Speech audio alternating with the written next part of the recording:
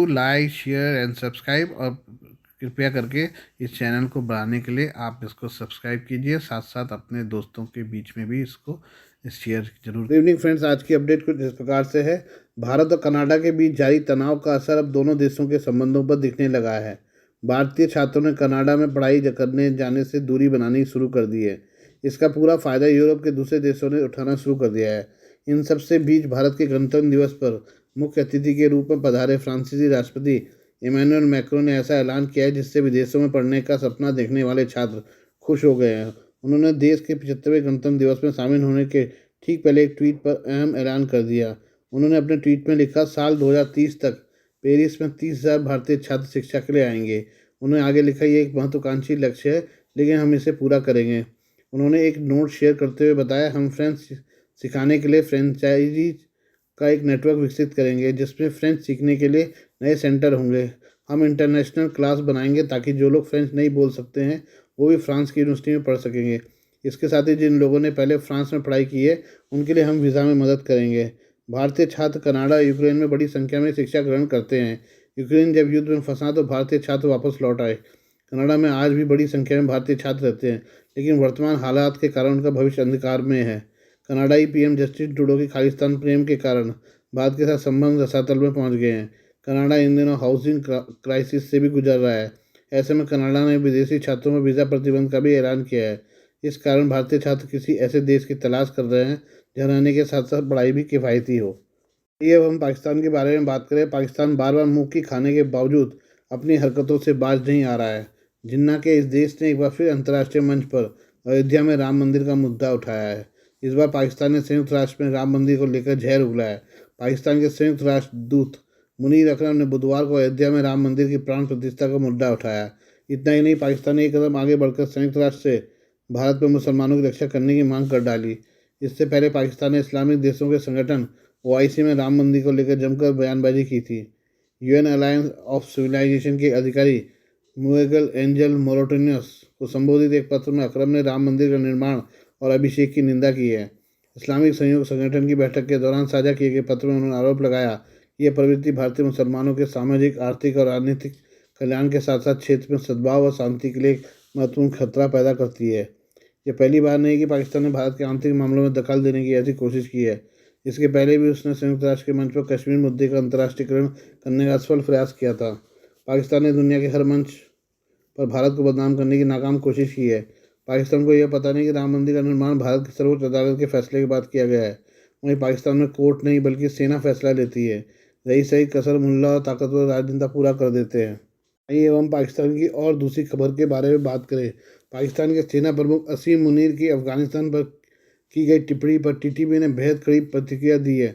मुनीर के हमले की धमकी का जवाब देते हुए अफगान तालिबान के पंजशीरी कमांडर अब्दुल हमीद खुरासानी ने एक वीडियो जारी कर कहा है कि वो पाकिस्तान को धरती के नक्शे से मिटा देंगे। खुरासानी ने पाकिस्तानी सेना प्रमुख को धमकी देते हुए कहा कि तहरीक तालिबान पाकिस्तान टीटीपी जल्द ही पाकिस्तानी सरकार को उखाड़ कर फेंक देगी। अफगान तालिबान के सहयोगी टीटीपी के कमांडर खुरासानी ने कहा कि अगर हमारे लीडर मुल्ला हैबतुल्ला अखुंदजादा ने हुक्म दे दिया तो ऐसी जंग छिड़ेगी, पाकिस्तान नाम का देश धरती से मिट जाएगा। पाकिस्तान की सेना प्रमुख असीम मुनीर ने कहा कि अफगानिस्तान की तालिबान सरकार बलूचिस्तान में लड़ रहे आतंकी गुटों के लिए नरम है और पाकिस्तान के प्रति महत्वपूर्ण नहीं है। पूरे पाकिस्तान से आए अलग अलग विश्वविद्यालयों के छात्रों के साथ एक लंबी बातचीत में जनरल मुनीर ने कहा कि जब पाकिस्तान के एक नागरिक की भी सुरक्षा की बात होगी तो फिर एक जान पूरे अफगानिस्तान पर भारी पड़ेगा। पाकिस्तान ने 50 वर्षों तक 50 लाख अफगान नागरिकों को भोजन उपलब्ध कराया है, लेकिन जब हमारे बच्चों की जिंदगियों की बात आती है तो हम उन पर हमला करने वालों का पीछा करेंगे। अफगानिस्तानियों के तालिबान शासकों को संबोधित करते हुए उन्होंने कहा कि पाकिस्तान की ओर मत देखो, हम जरूरत पड़ने पर सब कुछ बलिदान करने के लिए तैयार हैं। अफगानिस्तान में तालिबान के सत्ता में लौटने के बाद से पाकिस्तान में आतंकवादी गतिविधियां कई गुना बढ़ गई हैं। खासतौर से बलूचिस्तान और खैबर पख्तूनख्वा में आतंकी हमलों की वारदातें तेज हुई हैं। इसका आरोप पाकिस्तान प्रतिबंधित तहरीक तालिबान पाकिस्तान गुट पर लगता रहा है। हाल ही में पाकिस्तान ने टीटीपी के साथ बातचीत करने से भी इनकार कर दिया।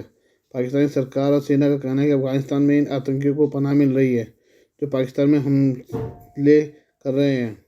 पाक सेना अपनी धरती पर हमला करने वाले आतंकवादियों के खिलाफ सैन्य कार्रवाई की बात कर रही है। आइए अब हम भारत के 75वां गणतंत्र दिवस के बारे में बात करें।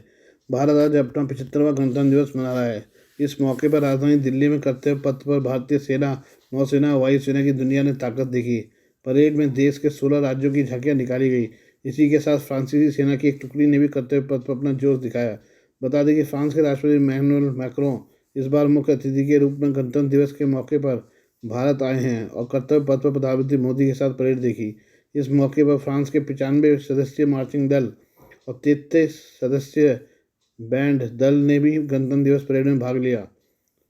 बता दें कि फ्रांस की राजधानी पेरिस में पिछले साल बैस्टिल दिवस के मौके पर भारतीय सैन्यों और विमानों ने भी परेड में भाग लिया था। इसके बाद गणतंत्र दिवस के मौके पर फ्रांस की सेना की एक टुकड़ी भारत के गणतंत्र दिवस के मौके पर परेड में शामिल हुई। मार्च करने वाली फ्रांसीसी टुकड़ी विशेष रूप से फ्रांसीसी विदेशी सेना है, जो भारत सहित दुनिया भर से लगभग 10,000 पुरुषों की एक प्रसिद्ध और अद्वितीय वाहिनी है। कर्तव्य पथ पर फ्रांसीसी सशस्त्र बलों के संयुक्त बैंड और मार्चिंग दस्ते द्वारा मार्च पास्ट देखा गया।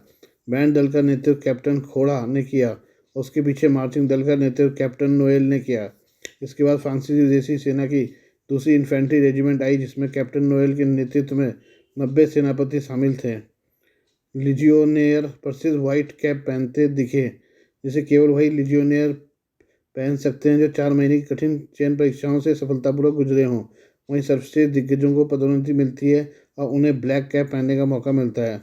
भारत के 75वें गणतंत्र दिवस समारोह में फ्रांस के राष्ट्रपति इमैनुअल मैक्रों मुख्य अतिथि के तौर पर शामिल हुए हैं। ये जुलाई 2023 में राष्ट्रीय दिवस पर प्रधानमंत्री नरेंद्र मोदी की फ्रांस यात्रा के बाद एक अद्वितीय पारस्परिक आदान प्रदान का प्रतीक है। मैक्रों की यह महत्वपूर्ण यात्रा भारत और फ्रांस के बीच रणनीतिक साझेदारी की 25वीं वर्षगांठ समारोह में समाप्त होगी। मैक्रों का इससे पहले गुरुवार को जयपुर में स्वागत किया गया था, जहां उन्हें भारतीय प्रधानमंत्री के साथ द्विपक्षीय चर्चा की थी।